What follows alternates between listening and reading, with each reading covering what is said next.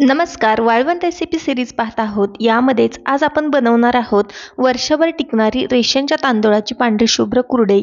कुरडई बनवताना कुठेही तेलाचा वापर केलेला नाही, त्यामुळे कुरडई वर्षभरासाठी आरामशीर टिकली जाते.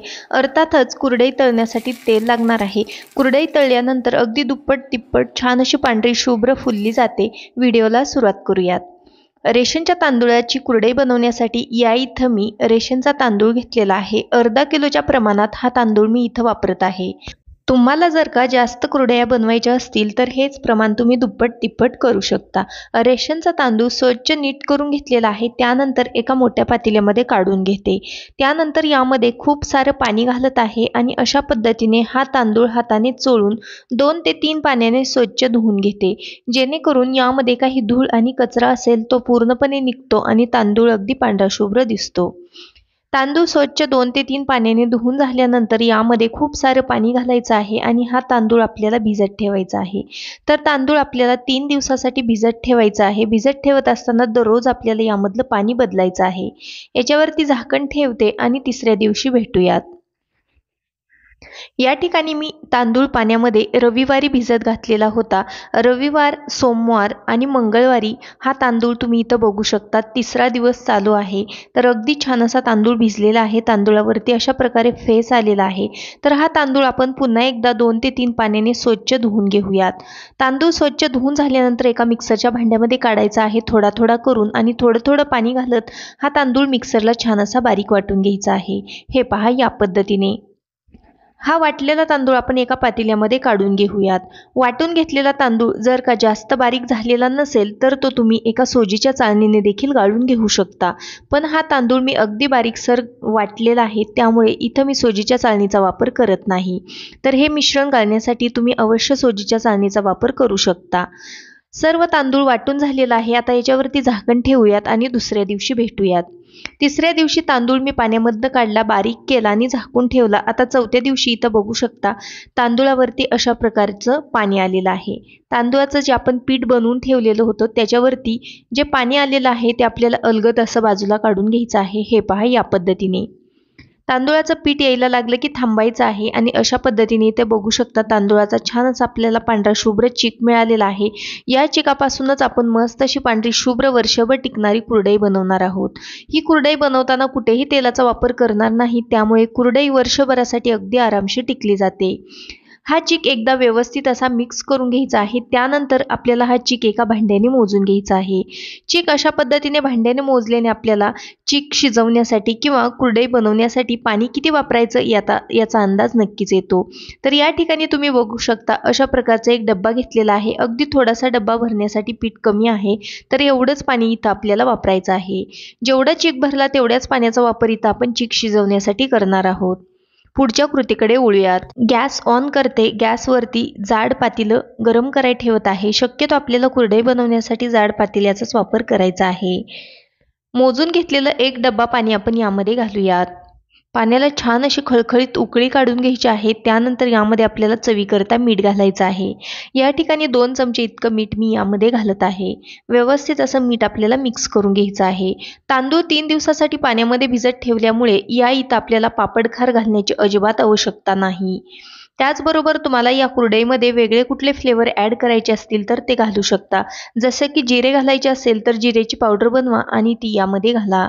त्याचबरोबर हिरवी मिरची पेस्ट घालायची असेल तर ती देखील इथं घालू शकता. तर या ठिकाणी हे मिश्रण एकदा मिक्स केलं आणि त्यानंतर एका हाताने कंटिन्युअस हलवायचं आणि दुसऱ्या हाताने आपल्याला बनवून घेतलेला तांदळाचा चीक यामध्ये घालायचा आहे. तांदळाचा चीक या पाण्यामध्ये घातल्यानंतर आपल्याला व्यवस्थित असं फेटून घ्यायचं आहे. ह्या स्टेजला आपल्याला गॅस पूर्णपणे कमी ठेवायचा आहे. अगदी लो गॅसवरती ही कृती आपल्याला करायची आहे.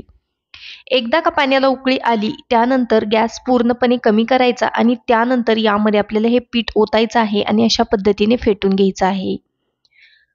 तांदळाचं पीठ पाण्यामध्ये ओतल्यानंतर हे पीठ व्यवस्थित असं आपल्याला एकसारखं कंटिन्युअस हलवायचं आहे, जोपर्यंत हे पीठ घट्टसर होत नाही तोपर्यंत. जर का हे पीठ आपण हलवायचं मध्येच सोडलं तर यामध्ये गुठळ्या होऊ शकतात. त्यामुळे पीठ घट्टसर होईपर्यंत कंटिन्युअस हलवत राहायचं आहे आणि लक्षात ठेवा गॅस कुठेही फुल करायचा नाही. या ठिकाणी तुम्ही बघू शकता कंटिन्युअस हलवत असताना अशा पद्धतीने हे पीठ एकदम घट्टसर झालेलं आहे। त्यानंतर अगदी थोड्या वेळासाठी हे पीठ पुन्हा एकदा छान असं फेटून घेऊयात, जेणेकरून यामध्ये अजिबात गुठळ्या तयार होणार नाहीत।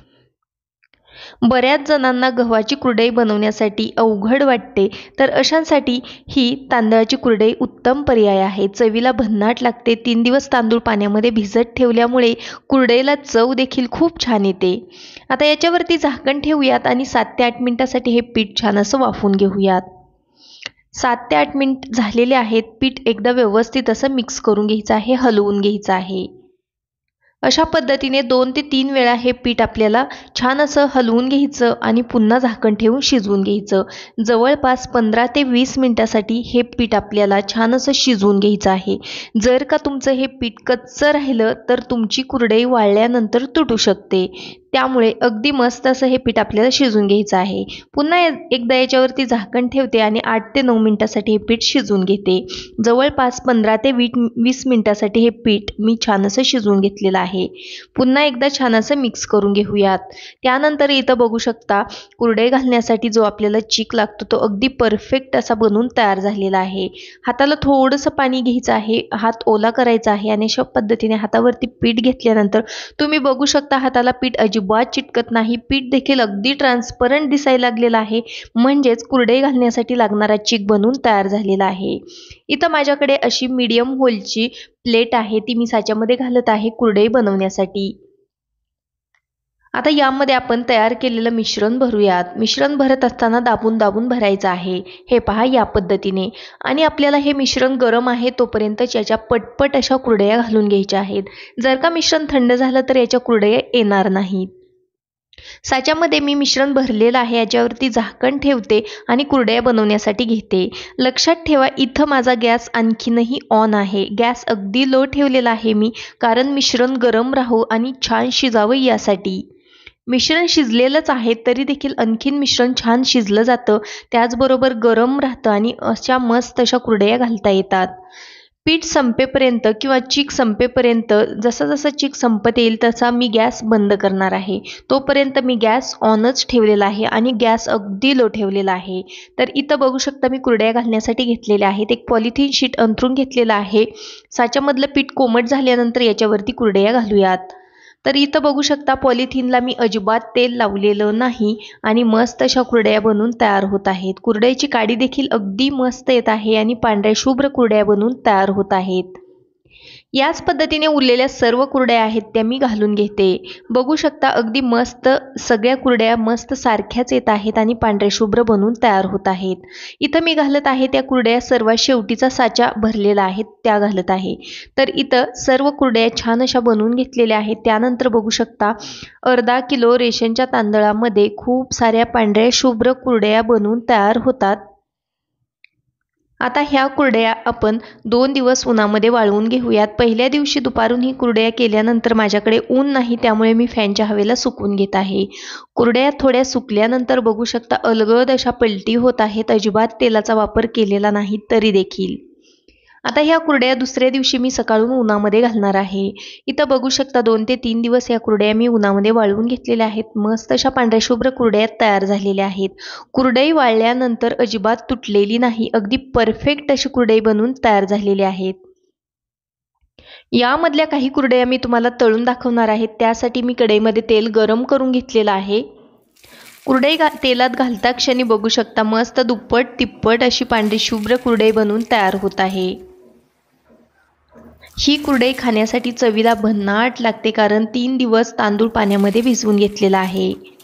ज्या पद्धतीने आपल्याला गव्हाची कुरडई खाण्यासाठी चवीला लागते त्याच पद्धतीने थोडीफार ही रेशनच्या तांदळाची कुरडई लागते। तुम्ही देखील ही कुरडई एकदा नक्की बनवा। व्हिडिओ आवडला असेल तर व्हिडिओला एक लाईक नक्की करा।